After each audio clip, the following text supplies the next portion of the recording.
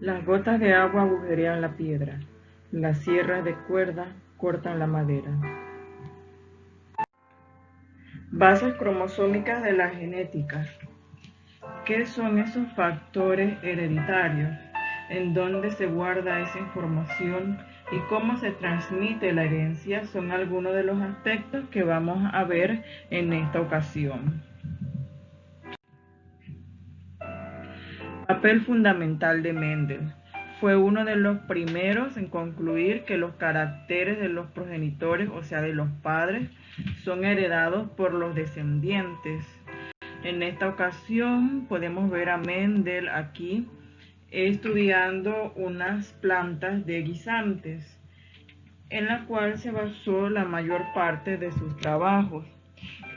Entre los cruces que podemos destacar están la de los guisantes de color amarillo y lisos y aquellos que eran de color verde y rugoso. Él los cruzó y realizó diferentes experimentos y a partir de ello fundamenta razonamientos y teorías sobre cómo se transmiten los genes o la herencia. En este caso tenemos un pequeño árbol genealógico y observamos un individuo que ha heredado rasgos de sus ancestros, de sus progenitores y también de la descendencia más lejana. En este caso vendrían a ser los abuelos, tanto maternos como paternos. Las características hereditarias son aquellos rasgos que heredamos de nuestros padres.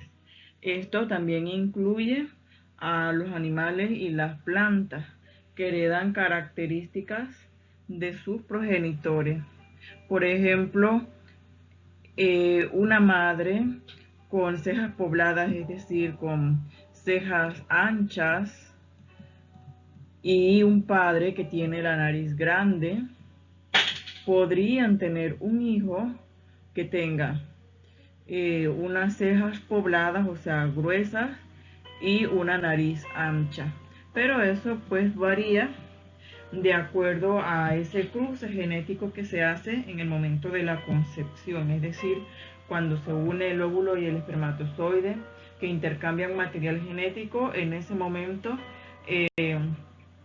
sale a relucir cuáles serán las características que van a sobresalir, cuál va a ser ese fenotipo. Para comprender mejor los textos es necesario conocer cómo está formado un cromosoma, cómo se estructuran esos genes. Todos tenemos en nuestra mente la idea de la estructura del ADN, que consiste en una doble hélice, como observamos aquí, con unas bases nitrogenadas. Pero aparte de eso, pues cómo se agrupa él dentro de la célula. Bien, partiendo de allí, dentro de la célula, los cromosomas se estructuran de la siguiente manera. Como observamos en esta imagen, tienen unas cromátidas hermanas, porque ambas pues tienen la misma información. Aquí tenemos un brazo y aquí tenemos el otro, y ambos son cromátidas hermanas. Lo mismo ocurriría en la parte inferior.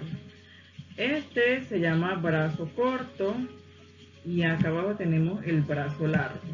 Por lógica lo deducimos, ya que obviamente, como se observa, este lado es más corto y este lado es más largo. Entonces, de ahí provienen sus nombres.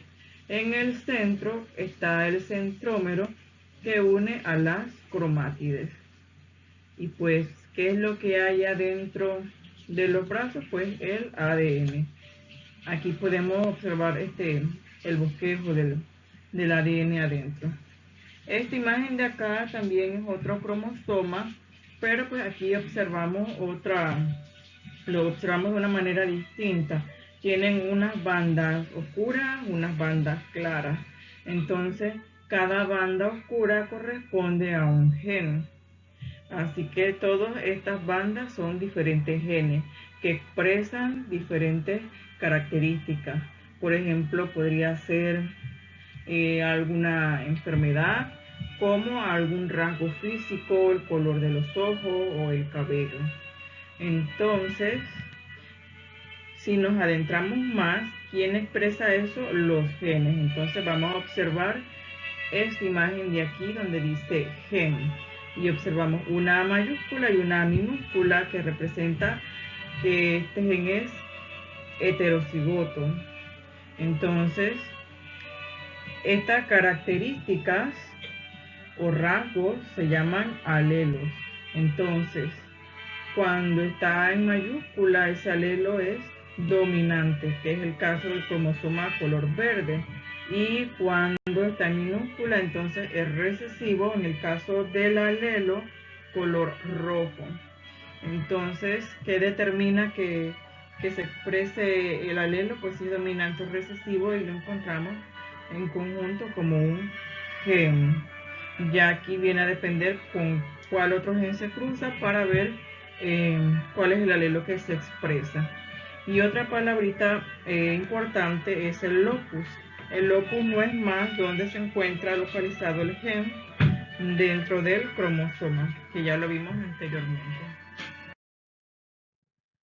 Células somáticas y las células sexuales es importante diferenciarlas. Cuando hablamos de células somáticas son todas las células del cuerpo excepto las células sexuales. Ejemplo, aquí tenemos células sanguíneas, están el glóbulo rojo, los glóbulos blancos. También tenemos células conectivas, tenemos células nerviosas, que ya vemos una neurona. Aquí tenemos células epidérmicas que vienen a ser parte de las células de la piel, células musculares, observamos aquí. También tenemos células óseas. Todo, absolutamente todas las células del cuerpo son somáticas excepto las células sexuales. En este caso el espermatozoide y el óvulo. Bien, las células somáticas son 2N porque tienen la información genética duplicada. Mientras que las células sexuales son N porque solamente tienen una copia de la información hereditaria, ya que al momento de la concepción, cuando se une el óvulo con el espermatozoide, se van a mezclar ambas informaciones para formar un nuevo individuo, 2N. Cuando algo es homocigoto y cuando es heterocigoto. Es homocigoto cuando es, por ejemplo, aquí estas 2B mayúscula o 2B minúscula. Si tiene una mayúscula y una minúscula, entonces quiere decir que es heterocigoto. Aquí, cuando hablamos de fenotipo y genotipo, vamos a relacionar gen con características genéticas, o sea, aquello que no vemos. Aquí tenemos un heterocigoto y aquí tenemos un homocigoto. Dos homocigotos tenemos aquí. Cuando hablamos de fenotipo, entonces es lo que podemos observar, lo que podemos ver. En este caso, aquí tenemos flores lilas y flores blancas. Entonces, es lo que podemos ver a simple vista. No podemos determinar si esta flor blanca es homocigota o si esta flor lila es homocigota. Cuando vemos el genotipo, nos podemos percatar que la flor lila es heterocigota y la flor blanca es homocigota. Entonces, fenotipo, lo que podemos observar, y fenotipo es la característica genética, aquella que no podemos ver. La primera ley de Mendel establece pues la ley de la uniformidad de los híbridos. O sea, quiere decir que si en una primera generación, ¿verdad?, se cruza dos razas puras, por ejemplo, una semilla verde y una semilla amarilla, entonces, siendo la amarilla la dominante, esta de aquí, la dominante, si cruzamos dos razas puras, entonces toda la descendencia, o sea, la F1, va a ser fenotípicamente, o sea, lo que podemos ver igual, o sea, todas van a ser amarillas, a pesar de que se hayan mezclado con una semilla que sea de color verde, pero al ser recesiva no se expresa, entonces todos van a ser uno heterocigotos y pues del mismo color. En la segunda ley de Mendel, partiendo de aquella generación que obtuvimos anteriormente heterocigotas, si, si las juntamos para parearlas, ¿verdad? Ambas son amarillas, pero cuando vamos a ver el fenotipo, vamos a observar que algunas semillas van a ser verdes. Entonces, de eso se trata la ley de separación o disyunción de los alelos, que las semillas que parecían haber desaparecido en la primera generación vuelven a manifestarse en la segunda. Es por ello que cuando se reproducen los humanos, algunas veces dicen, mira, se parece más al abuelo o sacó esta característica del abuelo que no sacaron sus hijos, pero pues se basa en gran parte a la segunda ley de Mendel. Entonces, viendo este cuadro de Punnett que le sirve para los talleres, si si vamos a cruzar, ¿verdad? Dos heterocigotos, A por A sería un homocigoto dominante, A mayúscula por A minúscula, un heterocigoto, A minúscula por A mayúscula, un heterocigoto, y A minúscula por A minúscula, un homocigoto recesivo color verde. Gracias por su atención, jóvenes.